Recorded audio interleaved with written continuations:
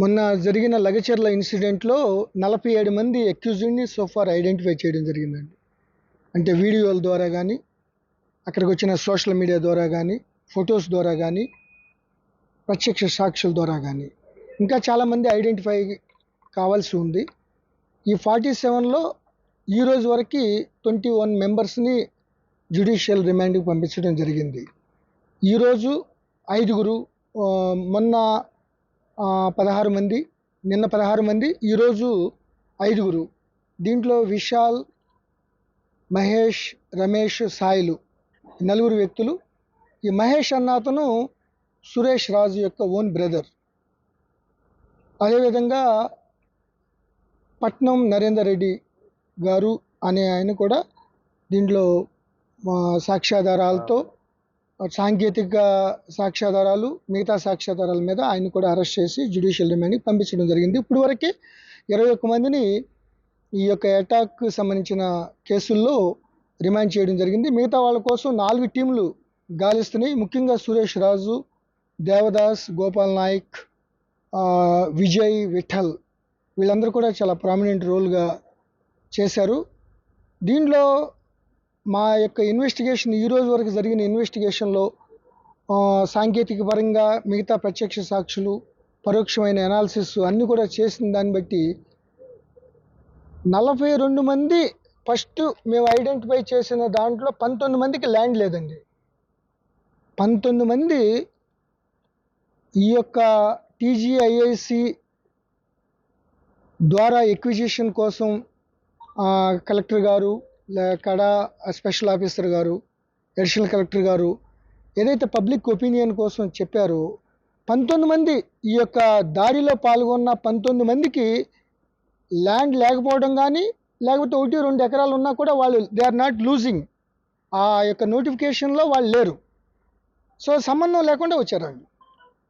అన్నిటికన్నా మించింది ఏంటంటే, ఎవరైతే ఈ మహేష్, సురేష్ రాజ్ అనేవాళ్ళు మెయిన్గా దాడికి కలెక్టర్ గారిని ఒక ట్రాప్ లాగా తీసుకుని వెళ్ళాడు, అతను కూడా they are not losing land.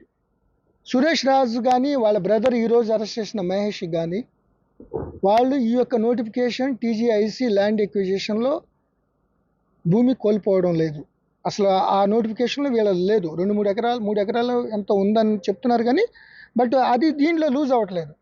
అయినప్పటికీ వాళ్ళు వచ్చి కలెక్టర్ గారిని ఏదో మాటలు చెప్పి తీసుకెళ్ళటం అనేది మేము ఏదైతే ముందు నుంచి అనుమానిస్తున్నామో ఇది ఒక ముందస్తు ప్రణాళిక, కుట్రలో భాగంగా వీళ్ళు కావాలని చేయడం జరిగింది. అదేవిధంగా లగచర్లలో మేము ఇన్వెస్టిగేషన్లో ఫస్ట్ 57 మందిని అదుపులో తీసుకున్నాం.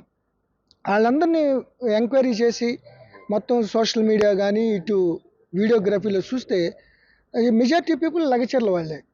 వాళ్ళు ఫార్మర్స్, వాళ్ళకి సంబంధించిన వాళ్ళు దీంట్లో ఈ దాడిలో పాల్గొకపోగా దాడి చేస్తున్న వాళ్ళని నిలువరించారు. వాళ్ళు ఇట్లా కరెక్ట్ కాదు, కలెక్టర్ గారి మీద ఇట్లా పోలీసుల మీద దాడి చేయడం కరెక్ట్ కాదని. సో ఇవన్నీ కూడా ఈ యొక్క ఇన్వెస్టిగేషన్ ఇంకా కొనసాగుతుంది.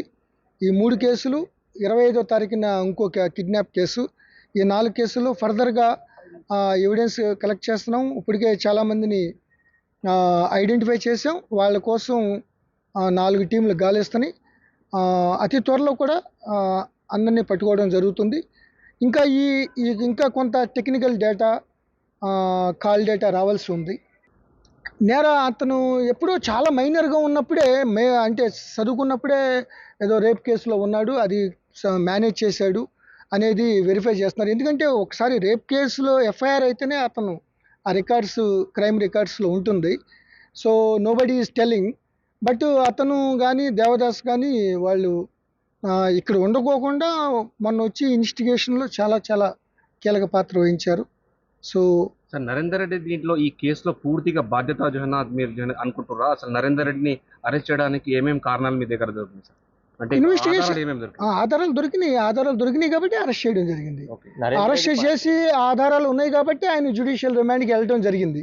ఇప్పుడు ఆల్రెడీ చాలా ఆర్గ్యుమెంట్లు అయినాయి ఆ రిమాండ్ ఛాలెంజ్ చేస్తూ. Honourable court appreciated hour investigation. What ever సాంకేతికంగా కానీ, సాక్ష్యాధారాలు కానీ ఉన్నాయి కాబట్టి ఆయన జ్యుడిషియల్ రిమాండ్కి పంపించడం జరిగింది. అంటే మెయిన్గా కుట్రదారులు ఎవరు అనుకుంటారు, ఎవరు చేసే ఇప్పుడు వరకు ఈ రోజు వరకు నిన్నటి దాకా మన సురేష్ అనుకున్నాం.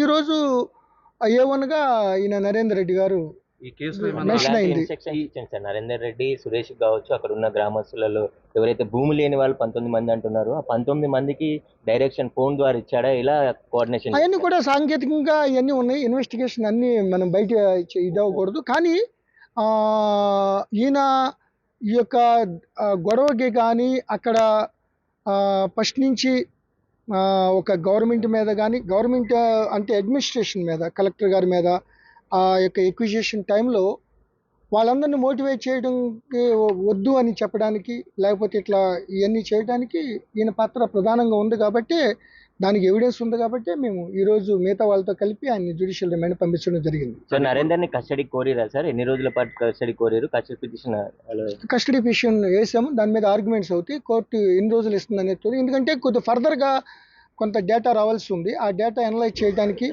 సో ఇనీషియల్గా ఆ సెల్ ఫోను ఓపెన్ చేయడానికి లేకపోతే ఇంకా చేయడానికి కొంత టైం పడుతుంది. ప్రాథమిక సమాచారం పోలీస్ ఇన్వెస్టిగేషన్ లో దీంట్లో కేటీఆర్ పాత్ర ఏమైనా భావిస్తున్నారా మీరు? మీరు అట్లా మీరు ఊహలకి సంబంధించింది అట్లా కాదు. దీంట్లో ఒకటే చెప్తున్నా నేను ఫస్ట్ కారంపొడితో దాడి చేసిరంటే సార్, అసలు కారంపొడి ఇవన్నీ ఎవరు తీసుకొచ్చారు? సురేష్ మహేష్ అదే కారం పొడి తీసుకొచ్చారు, కొంత లిక్కర్ కూడా తీసుకొచ్చారు అనేది మనకు ఎవిడెన్స్ కనిపిస్తుంది. సో దీనికి ఎవరెవరు తీసుకొచ్చారు, ఎవరెవరు ఏం చేశారు అనేది డ్యూ కోర్స్ ఆఫ్ ఇన్వెస్టిగేషన్ జరుగుతుంది. మీకు ఎప్పటికప్పుడు ఈ రోజు వరకు ఇన్వెస్టిగేషన్ అంతా మీకు తెలియజేస్తున్నాను నేను. సో భవిష్యత్తులో ఎవరి పాత్ర ఉంది, ఎలా ఉంది అనేది ఊహాగానాలు కాదు. మాకున్న ఎవిడెన్స్ల ప్రకారం అక్కడున్న ప్రత్యక్ష సాక్షులు అట్లాగే సాంకేతిక ఎవిడెన్స్ మెయిన్ దీంట్లో ఒకే విధంగా మీకు తెలియజేయడం ఏంటంటే అమాయకులు కానీ ఫార్మర్స్ కానీ ఎవరైతే అక్కడ చాలామంది ఉన్నారు ఆ రోజు. సో వాళ్ళు బిహేవియర్ని బట్టి వాళ్ళని చూసి చాలామందిని ఫస్ట్లో మేము అనుమానితులుగా తీసుకొచ్చి వాళ్ళని వదిలేయడం జరిగింది. ఒకేసారి 35 మందిని పంపించేసాం. సో ఎవరు దీంట్లో సంబంధం లేని వాడిని ఎవరిని యాక్షన్ తీసుకునే అవకాశమే లేదు. అట్లాగే దీంట్లో సంబంధం ఉన్న వాళ్ళని ఎవరిని వదిలిపెట్టే ప్రసక్తి కూడా లేదు. అక్కడ గ్రామస్తులకు కానీ తాండావాసులకు పోలీస్ శాఖ తరఫున మీరు ఇచ్చే మెసేజ్ ఏంటి?